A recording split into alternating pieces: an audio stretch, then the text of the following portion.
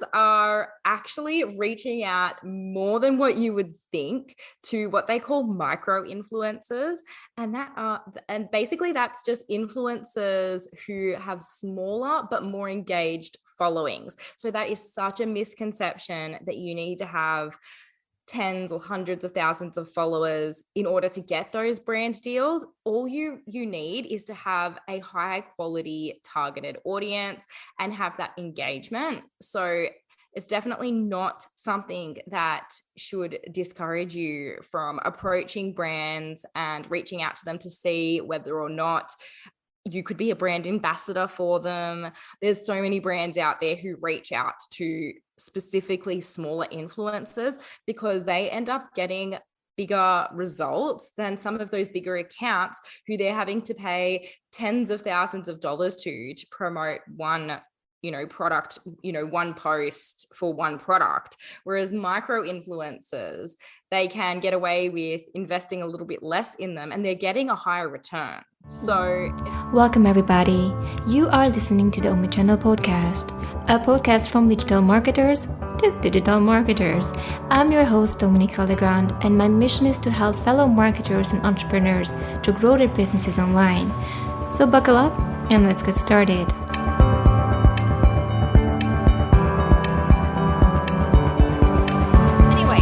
I'm so happy to have you, Andrea. Hi, how are you? Hi, I'm good. I'm so excited to be on the show. Listen, I'm so excited as well. I mean, that's the first time we're having an Instagram marketing expert. So please tell us about yourself and your origin story. How did you get into Instagram marketing? Yeah, well, I've always loved marketing. So back when I was at university, I did a bachelor's degree in commerce and I specialized in public relations and human resource management. And I always loved my communications subjects. I really enjoyed learning about how to really build your publicity as a business.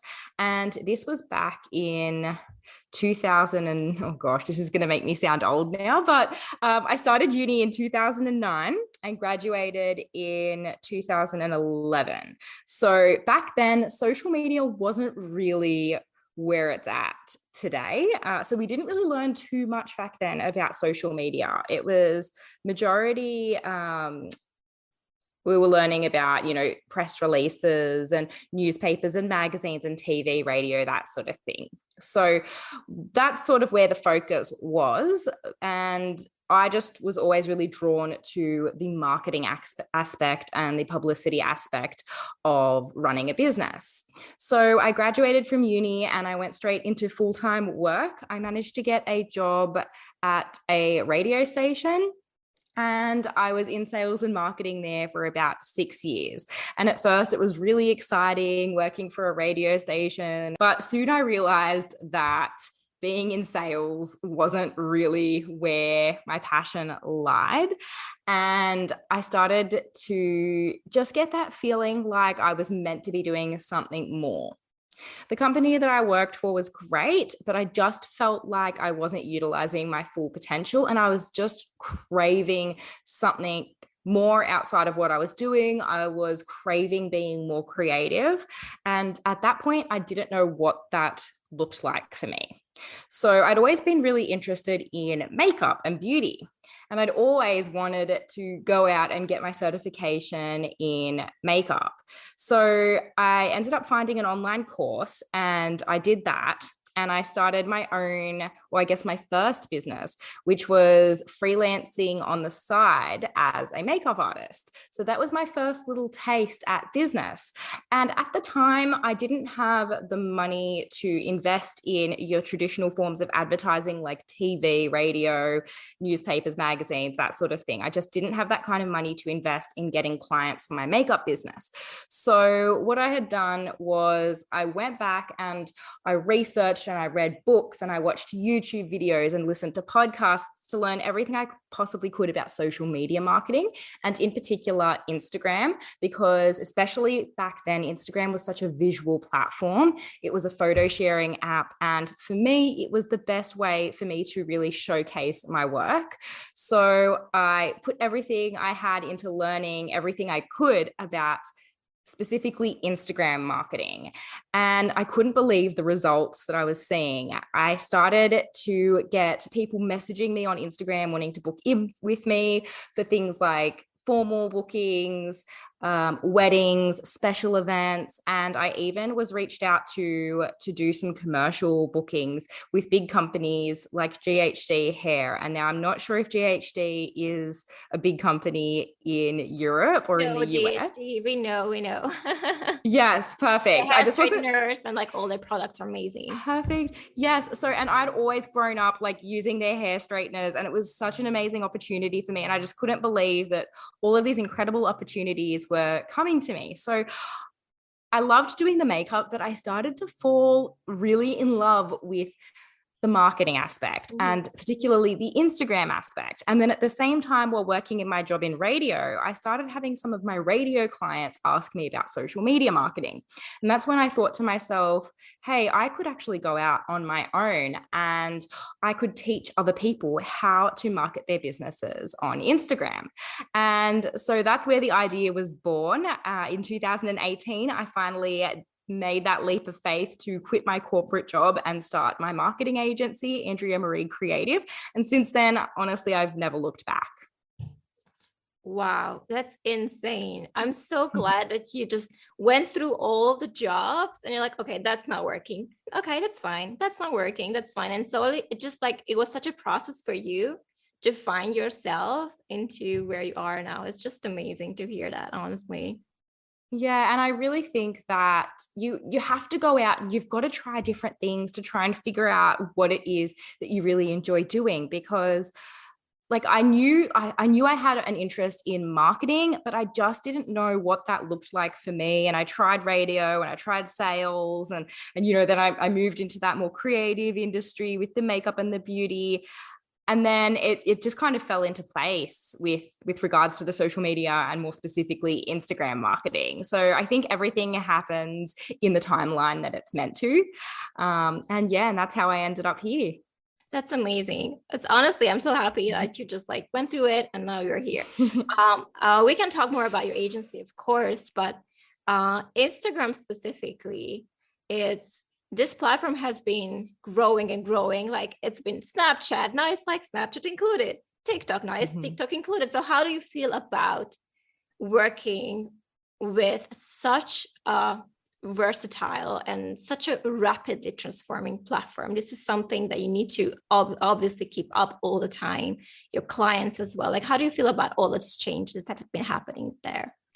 Yeah, you've hit the nail on the head. Instagram is one of those platforms that is constantly changing and adapting. And what they've become really good at is being able to see what's becoming popular in the market and then looking at how they can kind of reinvent that particular app or feature. So, as you mentioned, Snapchat, when that became really popular, Mhm. Instagram implemented their stories feature with the expiring stories within 24 hours. And then you see what they've done with TikTok, where they've now introduced Reels, which is their version of short form video content. So they've been quite smart. And I think that's why they have lasted the test of time. And when it comes to how I navigate that for my business and my clients' businesses, I'm not going to lie, at first, I did find it a little overwhelming because, as you mentioned, it was constantly changing. But now I've really grown actually to love the changes. And anytime they introduce a new feature, I kind of geek out and want to learn everything I can about that new feature. And the beauty of these new features is that Instagram really wants to because when they introduce a new feature they want that feature to succeed. So for example with Reels, when they rolled out Reels, they wanted Reels to be a strong competitor for TikTok. So when people are early adopters of these new features, there is such a potential to really grow your business. And if there is ever a time to go viral on Instagram, it's whenever they introduce a new feature. So now whenever they introduce something new, I see that as an opportunity to be an early adopter and really take advantage of the massive reach that you're going to get by using that new feature. Yeah, that's amazing how they, reward the fact that you're using it. I remember when Boomerang came out, like they did kind of the same when they reward constantly the usage of the new feature. I think it's such a genius idea. Before we get into the marketing trends of 2022, which is our main topic for today, do you think Instagram is for every single business? Like, or do you think it's like for a specific niche? What do you think? Yeah. I think it depends. I think Instagram has gotten so big and so popular now that I believe that there is a market for almost every industry now on Instagram, but I'm not going to come out and just say that it's definitely suited to everyone. I think in order to be a good marketer, we have to look at things outside of just the platforms that we're using. Mm-hmm. So in order to be successful in marketing, and I'm sure that you're aware of this as well in your business and in your line of work, but you have to have a really good understanding of who your ideal client is. If you don't know who your ideal client is, then you're going to be wasting a lot of time, money, energy, and resources marketing your businesses in a place that may not be the right place for you to spend time and effort on. So first, I highly recommend, before you kind of dive into all the ninja hacks and Instagram trends and things like that, you really need to know who that person is. And then you need to do research to find out where that person hangs out. And if that person does indeed hang out on Instagram, then by all means, it is such an amazing platform for you to be able to connect with ideal clients and customers. But it's also important that you do that initial groundwork and research just to confirm and clarify that that is where your audience is hanging out. Yeah, thank you so much for clarifying that for the listeners. I think it's super important to know where they hang out. I did have clients that wanted to push Instagram so much, only to realize their audience is on Facebook, and it's the older generation, and Instagram is just, no matter how much you want it to work for your business, if it's just not where they hang out, just like you said, it's not going to work. So yeah, that's so important that you mentioned that initial research that you need to know. Yeah, definitely. And just touching on that again, because I remember when I received similar advice to this, and I wish someone had told me this when I'd received this advice, and that is how to figure out where your clients hang out when you are a newer business. And I think that the best way to do this is to conduct one-on-one research and interviews. This is actually something that I just recently did again. It's important that we always continue to survey our audience and our ideal clients so that when we do market our business, we're always making sure that we really tailor our efforts towards meeting the needs of that person. But if you are someone who is newer to business and you're not really sure how you can find out that information, then I honestly think that the best way is to actually go out and find people who you think would be ideal clients for your business and just ask them if you can have a really quick 5-minute one-on-one conversation with them. You'd be surprised at how much amazing and incredible information you're going to get and how much insight you're going to get into who that person is just by simply having a really quick conversation. You can find people in Facebook groups, on LinkedIn, and let's not forget about face-to-face interaction. I think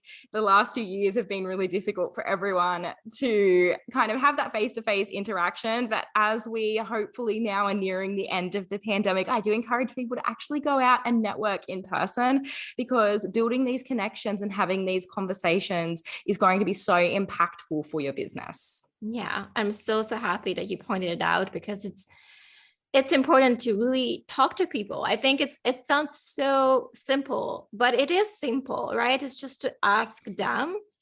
And maybe I think it's just overlooked as well, because you might think, okay, it's fine, I kind of know them, I just like went on Reddit. But like the fact that you need to include that one-on-one interaction, whether it's online, offline networking, is going to be a game changer, right? Because then they're going to really tell you if that's something that bothers them, if you're solving a problem, or if this is something that they use, if this is Instagram marketing. Correct. Yeah. Yes, that's exactly right. Because like what we said, you want to make sure that that is where they're hanging out, because if it's not, then you don't really want to be wasting a lot of time and energy on that platform. I recommend really just focusing in on 1 to 2 platforms where your ideal clients are hanging out.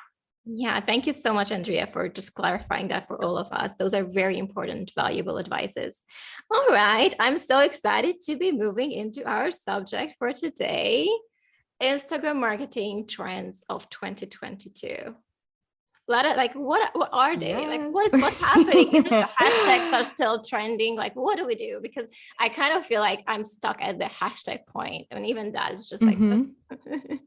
Yeah, well, I mean, I'm more than happy to touch on hashtags first if that's an area that I you're mean, seeking clarification around. So let's it's dive fine. into hashtags because I feel like there is a lot of misinformation out there about hashtags. There's a lot of confusion. So, firstly, what I want to say about hashtags is we need to stress so much less about hashtags. Hashtags used to be something that I would be really stressed and overwhelmed about. But the good news is that in 2022, it's not something that you need to be putting all of your energy and effort into. Now, don't get me wrong, hashtags are still important, but they really aren't the be all and end all when it comes to your Instagram content. So, the way that I like to look at hashtags, or the way that I like to think about hashtags, is that hashtags to Instagram are like SEO to your website. They basically are there to tell Instagram what your content is about so that they can correctly categorize it and then show your content to people who are interested in those topics and those keywords that you've mentioned. So, for example, if you are creating a post about how to run Facebook ads for female entrepreneurs, then maybe you could use a hashtag like hashtag Facebook ads for girl bosses or something like that. So you would basically think of a hashtag that is niche to your industry as well as the content that you're speaking about and use that. Now, Instagram have come out and actually said straight from the horse's mouth that they don't recommend using any more than around 3 to 5 hashtags per post. They've come Wow. out and said that using, yes, which honestly, that went against all of the That's a advice I news had flash for ever me. Like, okay. it yes, and that had gone against actually a lot of what I had thought and been told Mhm. for the majority of the time that I've been marketing on Instagram. And it's basically that the more hashtags you use, the more reach you're going to get. Now, that used to be the case, but moving into 2022, that isn't how the algorithm is working anymore. And Instagram have come out and actually said that whether you use 3 hashtags or 30, that's not going to increase the distribution of your post. The main thing that you really want to focus on is using high quality targeted niche hashtags. So making sure that they're super specific to the niche that you're in and the content that you're posting about. So none of these, hashtag love or hashtag dog. If you are talking about business topics, you want to keep it super niche and super targeted. Yeah, that's awesome. Thank you so much. I already like feel I'm learning new things, especially with the fact that you need to cut back on the hashtags. Is there any way we could check like which hashtag should we use? I mean, besides we have our researches, I mean, that we know our audiences, but how do we know it's like a hashtag that we can use or like it's trending, it's popular for our industry? Is it something that we can research somewhere? Yeah. So again, I would encourage people not to be too stressed out or too worried about using a trending hashtag or a popular hashtag, because at the end of the day, as I mentioned earlier, it's not really going to get you any additional reach. The main thing that you really want to focus on is using hashtags that are very relevant to what you're posting. So, Mhm. what I recommend doing, you can search hashtags within Instagram. And I recommend just having a look and doing a little bit of research into the hashtags that you want to use and just checking that. I recommend using hashtags with more than 1,000 posts because you want to be using hashtags that are popular, but then you also don't want to be using hashtags that are like super 20 million. unless you have a following already of upward of 100,000 or more, then you don't really want to be using hashtags that have more than 200,000 posts already tagged with that hashtag. And that's just sort of a very general rule. Now, I always recommend to my clients that you really research and test your hashtags. But again, please don't get too caught up in this hashtag analysis paralysis, because at the end of the day, it doesn't matter how good or bad your hashtags are. The most important thing is going to be the content that you're sharing. So you could have the best hashtags in the world, but if the content isn't up to par, then the hashtags aren't going to do anything to get you additional reach. So in 2022, you said hashtags, okay, they're kind of not the main thing anymore. You said it's the content. So what do you think in this year? How do I get discovered? And, with the new content, like how does that work? Just explain to us, because if it's not the hashtag, it's the content, and in which way? Correct. Yes. And I'm really glad that you asked that, because that's going to be your biggest opportunity for growth in 2022 on Instagram. Adam Mosseri, who is the head of Instagram, came out and directly said that in 2022, Instagram is going to be doubling down on video. So for all of you, I'm sorry, I know that there's probably people out there who are cringing that hate having to do videos, but for us who like videos, it's great. And for those of you who have been really procrastinating on doing video, I'm sorry, but this is the way that they're going. And there are ways that you can create videos for Instagram that you don't personally have to be in. So that's actually an episode that I did on my podcast recently about, different types of reels you can create that don't involve you having to dance, sing, or point. And a lot of those included you not even having to be in the video. So please don't let this put you off if you are someone who is a bit more introverted and you don't want to physically be in the video. But just know that the best and biggest opportunity for growth in 2022 on Instagram is going to be through video, and specifically through Instagram Reels. At the moment, TikTok is such a big competitor for Instagram, and they're really doubling down on their Reel content. So the more high quality Reel content that you can create, the better. And you don't have to worry too much about creating reels that go viral, because at the end of the day, again, the main thing that we always want to remember as business owners is profitability over popularity. That is something that one of my mentors speaks about. It's something that she encourages, and that is profitability over popularity. It doesn't matter if you've got millions of people that are watching your reels, you want high quality targeted people watching your reels. So don't get too caught up on having to try and hack the algorithm and create these really fancy reels that go viral. All I recommend for you to do is to just create reels that are, again, really specific to your industry and niche, and that are going to add value to your ideal client. If you do that, I promise you will see massive growth on Instagram. Thank you so much for saying that. By the way, it is popularity versus like profitability, I think is such a huge misconception. And you can make a lot of money and not have a ton of followers, you guys. I think that's something totally. That people are like, what? Like I need to have like 2K or 1 million followers to make money. It's not true at all. It's the biggest misconception. And there was actually an Instagram influencer. I can't think of what her name was, but she had around 2 million Instagram followers, and she decided to launch a t-shirt line. And I think she was selling them, I'm not too sure how much she was selling them for, maybe around $30 or $40. And she launched this t-shirt line thinking that because she had this massive audience of 2 million people, that it was just going to sell out straight away. And it turns out that the whole launch flopped, and I think she only ended up making 30 sales. And that it just goes to show that it doesn't matter how big your audience is, if they're not engaged and if you haven't attracted a highly targeted, qualified audience, then those extra followers don't mean anything. And that's why I always encourage people to stay away from buying followers and using hacks like giveaways and things like that to get new followers, because at the end of the day, that's just a vanity metric. And if you're attracting people just for the sake of having a big follower count, that is not going to help you to build a long-term sustainable business. I'm so glad you're saying. I'm just like writing down buying followers and you're hitting them already. Like I feel like you're the same wavelength. I love that. I had one client coming to me and he's a personal trainer. He's very like high end, like his clients are usually like, very high end clients as well. He's training in a 5-star hotel and all of that. And he was like telling me like, dude, I can't reach over 2K followers. Like, what do? I need followers. I need followers. Like, dude, like, no, you don't.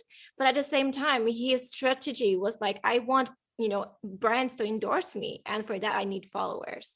Like, what's your take on that? If someone is working their businesses just to get the brand endorsement, can I negotiate with my smaller followers, but more engaged ones versus the big followers, but not so engaged? Is it something that the brand is looking at when they work with you? Yeah, that is a great question. And the answer is 100% yes. Brands are actually reaching out more than what you would think to what they call micro influencers. And basically that's just influencers who have smaller but more engaged followings. So that is such a misconception that you need to have tens or hundreds of thousands of followers in order to get those brand deals. All you need is to have a high quality targeted audience and have that engagement. So it's definitely not something that should discourage you from approaching brands and reaching out to them to see whether or not you could be a brand ambassador for them. There's so many brands out there who reach out to specifically smaller influencers because they end up getting bigger results than some of those bigger accounts who they're having to pay tens of thousands of dollars to promote one product, one post for one product. Whereas micro influencers, they can get away with investing a little bit less in them and they're getting a higher return. So it's definitely something that you should pursue if that's something that you're interested in, and not worry too much about having to have thousands upon thousands of followers. If you can show that brand that you have a really high targeted audience, and I guess what you would need to look at is who the brand's ideal audience is. And if you know that aligns with who your ideal or who your existing audience is, that's where you have leverage that you can then go to them and say, hey, I know this is who you target. Here are my analytics. This is what, this is exactly who my audience is. Here are my engagement rates. This is how many people on average are commenting on my posts. This is how many people are DMing me. This is on average how many website clicks I'm getting. And if you can go to them with those statistics and show them that you can provide massive value to them, then you are definitely in the running just as much as those bigger accounts. Thank you so much for clarifying it. I think you will have a lot of entrepreneurs that are just held back by the fact that they have a smaller following. So I think it was super, super important. So you will keep mentioning this high quality, high engagement content. And you said the trend is video content. So how do we incorporate that together to be able to grow our Instagram engagement? Because we're talking about engagement, right? We're not talking about numbers. We're talking about engagement per se. Correct. Yes. And that's, I think, where it comes down again to your marketing fundamentals and really having a very good understanding of who your ideal client or customer is. It's imperative that you have a really, really good understanding of who that person is and what their biggest challenges, struggles, and pain points are, as well as what their biggest desires are. Once you understand that, that is honestly more important than anything else. People always speak about, age, gender, income level, all of that when they're thinking about ideal clients. But more specifically than that, you need to get deeper and you need to have a really good understanding of the psychology behind who that person is. You need to get really deep. And this is why I highly recommend doing those surveys, and particularly the one-on-one surveys where you can actually speak to someone directly, listen to the language that they're using, take notes of any particular words or phrases that they use, and then implement those into the content that you're creating. Because that's when you're going to have that content that makes someone scroll through Instagram and stop the scroll and be like, yes, this person is speaking directly to me. Mm-hmm. They get me. This person gets me. They understand my struggle. They understand my problem. So again, yeah, so that it comes down to having a really solid understanding of who that person is, what they're struggling with, what their desires are, and then being able to relate that back to your business. Yeah, thank you so much for pointing it out. And honestly, once you really do that, you're never going to run out of things to say because you're always going to revert back to those challenges, desires, and you're never, never, ever going to run out of things to say. I do see this kind of trend, and you can come back and, just let me know if that's the thing. But I've seen ads about this Instagram content vault, like type of things where people are selling their content ideas, like trends, all of that. Like, how do you think that is? Is it something that you advise people to purchase, or is it something that you give to your clients, or you're just saying, hey, just look at what your ideal audience needs and just create content based on that? Like, how do you feel about the content vault type of situation? Yeah, good question. And I have seen quite a few of those programs and offers out there. And I Yeah. also have resources as well that give people content ideas. And I honestly think they're amazing. But at the end of the day, you still have to put in that work in order to relate that back to your unique business and your unique audience. So those types of templates and resources are amazing, but you as the business owner always need to look at these resources and then figure out a way to relate it back to your business, because it's all well and good to copy and paste a caption template, but unless you're actually doing the work in understanding what the needs are of your ideal clients and customers, then you're not going to get results from them, because you need to be able to take those resources, which can be really, really effective, providing that you do relate them back to your specific business and the people that you're trying to help. Yeah, thank you for clarifying that. So it means that it's not complete, bullshit, the content was, but it's really is for you to have the ideas to then transform that to your ideal audience and then start from there. It's not just copy Yes. paste and just be like doing the same thing, but like put your individuality and like authenticity in it so that it comes off, more natural as well, not just like a copy paste type of situation, right? Yeah, correct. And it's also really important in allowing your audience to get to know who you are as a person, because that comes through in the way that you write, in the way that you speak. So if you're just copying and pasting these templates without making them your own, then you're losing that sense of self and that sense of personability that you would otherwise get if you were writing things from scratch. So there's definitely nothing wrong with using those templates. And I have definitely used things like that in the past in my own business. I think they're amazing and they're great for really kicking to the side any sort of writer's block that you might have. But just as long as you're putting your own spin on it, because that's what's going to help really build those deeper connections with your audience, because they're going to get to know who you are as a person and as a business owner. Yeah, thank you so much for just clarifying that for the listeners. Let's continue with the trends. Is there anything else that we need to know in this year besides the video content? Yeah, so I think the next biggest trend that really piqued my curiosity was that they've been discussing over at Instagram on bringing back the chronological feed. So if you've been on Instagram for as long as I've been, then the thought of that might be exciting to you. So I think it was in around 2017, I want to say, that they switched from the chronological feed to the current feed, which is the current feed is based on interests. So at the moment, it doesn't matter what time of day an account posts, they will recommend your post to your audience based on the interests that your audience has.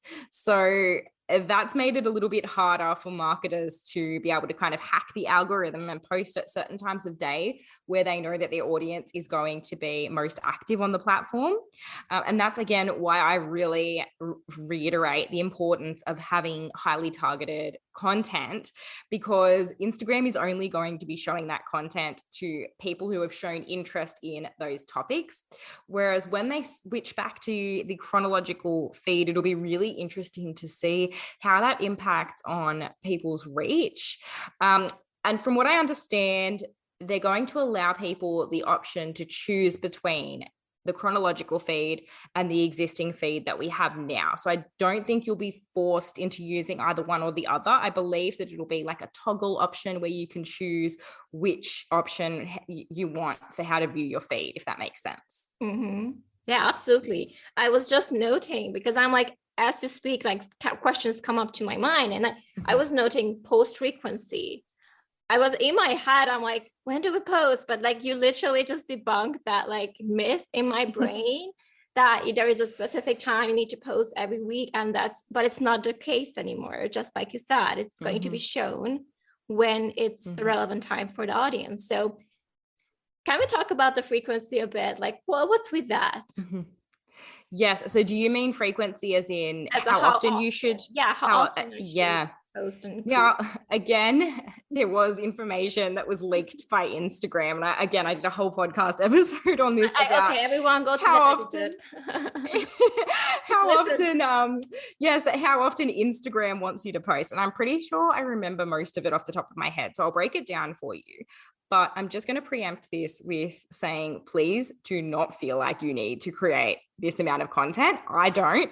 And majority of the other business owners that I know do not create this amount of content. It's going to be a big number. Because 99% of us are so busy running a business that unless you're doing this solely as your full-time gig, like I can't see how it would be practical to create this amount of content. But basically what they suggest is posting 7 reels a week. So it's 1 reel per day. They recommend around, I think it was 3 feed posts, minimum of 3 feed posts per week. I think it was 8 to 10 stories per day. And I think it was 1 to 3 longer form videos a week. So that amount of content, I feel like takes an army. look, if you were to create that amount of content, I'm sure you would get a massive result from it. You would be getting so much reach, so much more engagement, like you would be getting big results. But for most of us, that's just not realistic. And unless you can produce that level of content to a really high standard, it's definitely not something I would recommend, because I always recommend posting quality over quantity. So to answer your question, and I know that this isn't like a fun answer to hear, but I think you need to do what is going to be most realistic for you in your business, and just make sure that that amount that you commit to is something that you can commit to consistently. Because at the end of the day, it's that consistency that the Instagram algorithm loves and that Instagram looks for. So if that's 3 posts per week, then you stick to your 3 posts per week. If it's 5 posts per week, then you do that. If it's 2 posts per week, do that. What I would say is, if you are going to choose a smaller posting amount, so say you do decide you want to do 2 to 3 posts per week, I would recommend really making sure you're incorporating real content into those posts rather than just using static feed posts, if you really want to make the most of growing your business and expanding your reach. Because as I mentioned earlier, Instagram really is doubling down on their video content. So wherever you can post videos, that's what I recommend. Should be your primary focus, I guess. Yeah, I'm just like noting, and everything that you're saying is, I feel like I'm just like, I literally wrote quality, and then you said quality over quantity. Okay, great, we did that. But I feel like that. It's just like we are just on the same brain wavelength, which is great. We're on a vibe here. I love it. Yeah.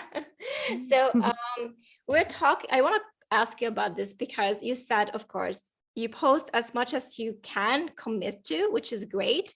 But if I had to kind of do like a mental echelon of like, okay, if I do, should I focus on reels only? And then what's the kind of the how do I say it? Like from top to bottom in terms of your reach and growth, like what are the, like, is it the reel first and then video? Like, how is it like organized within Instagram? Mhm. Yeah, great question. Now, what I recommend here is again going to be testing and seeing what works for your unique business and your audience, because you might find that your audience really loves it when you post infographics and carousel type posts, and maybe they're not as into the reels. And if that's the case for you, then woohoo, you don't have to create as many reels, and you can just focus on creating like, meme graphics and infographics and carousel posts. But if you're finding that you're creating reels and they're doing really, really well and your audience is loving them, then you should definitely be creating more reels. So for me personally, I like to do a 50-50 balance between reels and then really informative, entertaining feed posts like carousel posts. And another I guess, type of content that's really trending at the moment is video memes.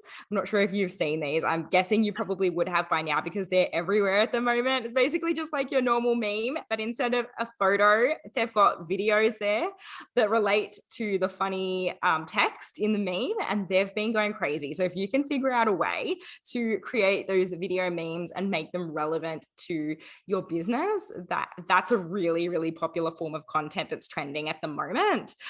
So it's worth maybe doing a little bit of experimenting around that. But yeah, to answer your question, it really comes down to your audience and what your audience is enjoying.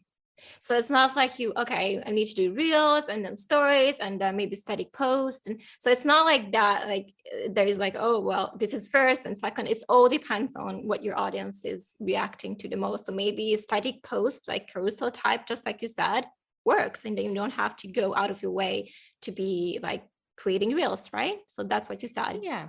And I think it also depends as well on the season of business that you're in too, because the different types of Instagram content really have different purposes. So if you are in a season of business where you're trying to really expand your reach and your visibility, then reels are going to be amazing for you, because at the moment, as I mentioned, Instagram's really pushing them, and it is going to be a great way to increase your reach and the amount of eyes on your content and your profile. If you're in a season of wanting to create that engagement and warming up your audience. Maybe you have an offer or a program that you're launching soon and you really want to start warming up your audience and increasing your engagement, then that's where I really recommend focusing in on creating a lot of stories, because story content is really going to help your audience get to know you. Stories, you can be a little bit more informal and less polished. And stories are a really great way for you to build that deep connection with your audience, as well as going live on Instagram. Again, that's a really great way to warm up your audience and really build that connection with them. And as well as creating things like educational carousel posts, where that's really going to help to brand you as an expert in your field. So I think it also really depends on the season of business you're in and the goals that you have. So you just need to take a bit more of a nuanced approach. Yeah. Okay. So it's really it's going back to testing, it's seasons, and just like see what works with your audience, right? When it comes to, and I'm noting again here as well, I what I did is I noted visibility question mark, and I did converting them over time. Like if we have to think about like how does that become a customer, a client, that's my goal, if I want to make, have new customers and then creating value and all of that, how long do you think does it take me realistically to be seeing results and seeing that engagement, or people coming to me? Should I be reaching out? Are they going to come to me? Like, how do you think it works in your business experience? Yeah. So again, it's probably not the answer that you want to hear, but it's very dependent on your business and your audience and your offer as well. So it really depends. See, if you've got an offer that is a really high ticket offer, if you've got an offer that you're selling for $3,000, $4,000, $5,000, it's going to take a little bit more time and having to really nurture your audience and warm your audience up and position yourself as an expert. Whereas if you've got an offer that is a much lower ticket offer, like a $47 cheat sheet, or, you know, a 100, like anything sort of under $100, if you've got, you know, then that's not going to take as much warming up, because people don't need to really think about those purchasing decisions as much as they would if you had those higher ticket programs that you're selling.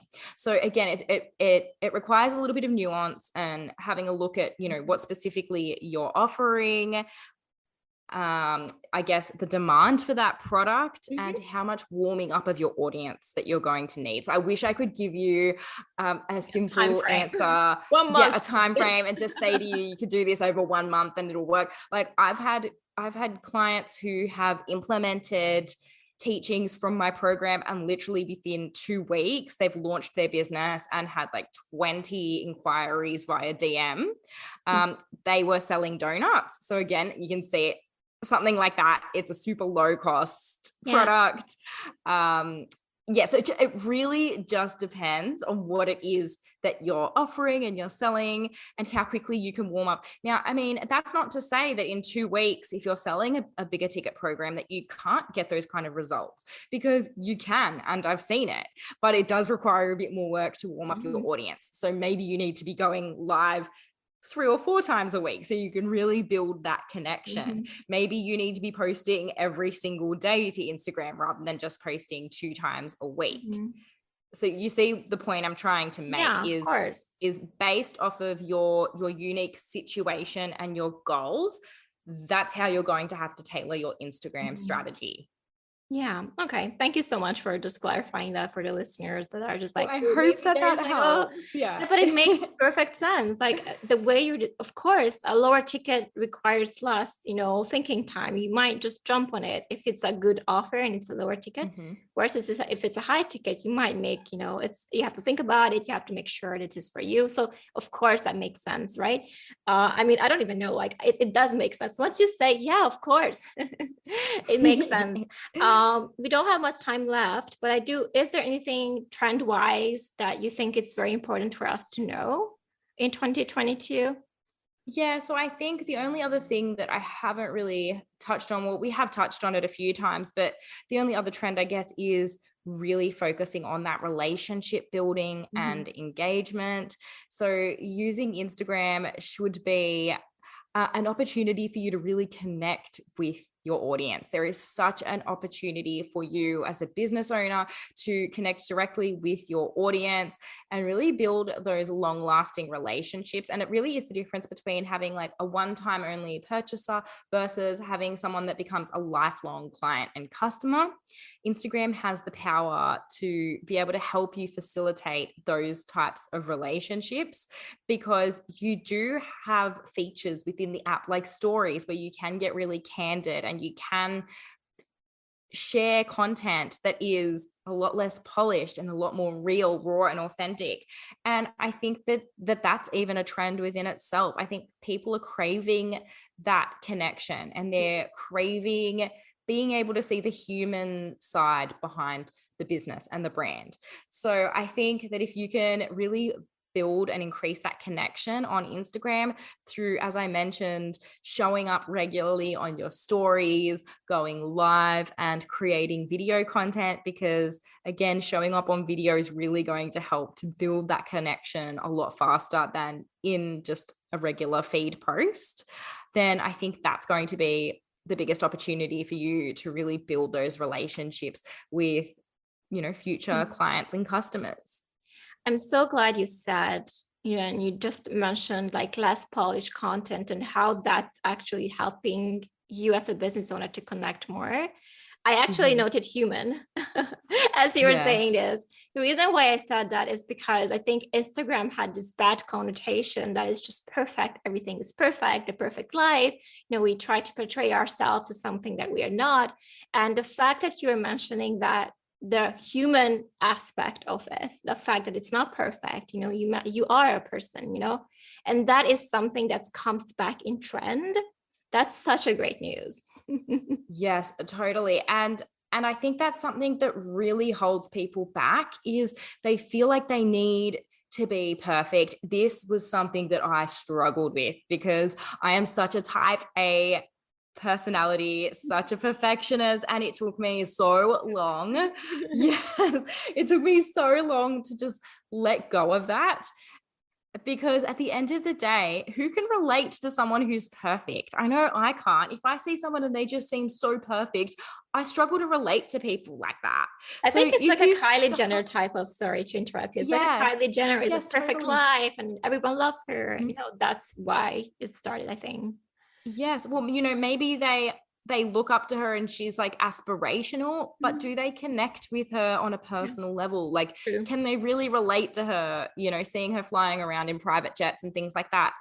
It's harder for people to relate to that. So I think the more real, raw, and authentic you can get with your audience, please don't underestimate the power of that. And just the other day, I posted a story and I noticed that I had made a typo. And back in the day, I would have raced to delete that and have to redo the whole thing. No, it's okay. Everyone makes mistakes. We're human. It's what will help other people to relate to us. It's not the end of the world if you're filming a video and you stutter or you mince up your words. And I'm sure I've done that plenty of times in this podcast, but it doesn't matter. We're all human. It's just part of being human. And like I said earlier, I think people are really lacking that human connection. So I'm loving seeing that as a trend moving forward. I hope it's a trend that's here to stay, because I know that I'm personally over that really polished, perfect image that, you do see on Instagram.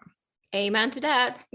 So I have to say. Amen. Yeah. For sure, like that's what we all thought, originally with Instagram. That's what threw me off as well. And there was a time I had an account and I was just like walking away from that, because that perfection made me feel like I'm never gonna be like, oh my God, like girl looks this and that. And I mean, of course you are picking who you're following, and you have to be careful of that as well. But just I'm so glad that we are bringing back the human aspect.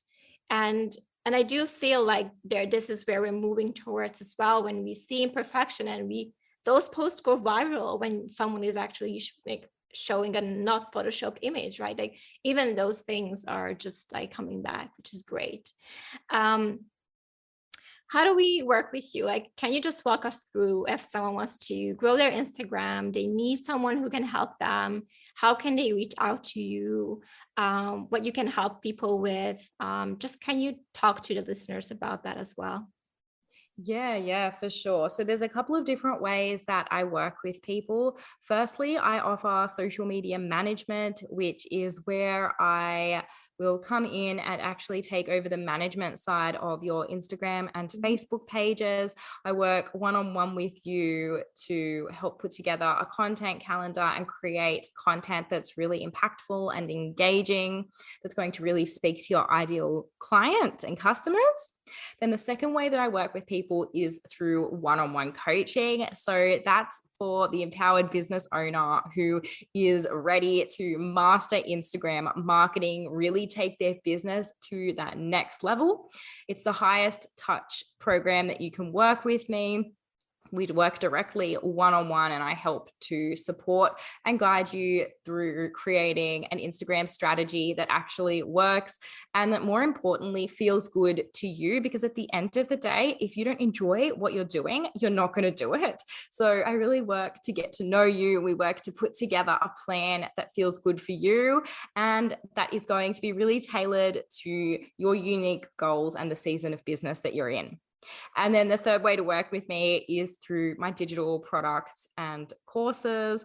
I've got some existing digital products that I sell in my shop and some courses, and I'm looking actually to relaunch one of my signature courses soon. So you can stay tuned to see that. And you can, of course, follow me over on Instagram at Andrea Marie Creative. And then you can listen to my podcast, Instagram for Bosses, which is available on Apple Podcasts, Spotify, Google Podcasts, and most other podcast streaming platforms. Yeah, that's awesome. I'm so happy I had you here. And I'm like thinking, okay, we need to have her back. We need to have her back because I feel like I'd love to come back. There's so much more. It's like topic wise, like all of that, we can just talk forever, I feel like, on Instagram. Mm-hmm. But I haven't even asked you about advertisements. See, like we haven't even done that. Like this Oh should my be goodness, I would done. love to come back on. We'll definitely Honestly. organize another time for me to come back on the show because I've had so much fun. Yeah, thank you so much for being here, Andrea. Again, you guys, I'm going to make sure to put Andrea links in the podcast description as well. And you can check out her Instagram and follow her and her program as well if you're looking to grow your business with Instagram, which is a super trending platform. Make sure you check out Andrea's work. Thank you so much for having. Sorry, I'm messing up at the end. Thank you so much for being here. I'm so glad that we reached out and we connected together. It was just so much fun, honestly. I really loved being here. It was amazing. And I've loved being able to chat to you for this past hour. Thank you. Have a great evening. It's Australia Thank for you. you. Enjoy the evening. Yes. Bye Thank bye. you. I will do. Bye. Bye bye. Thanks.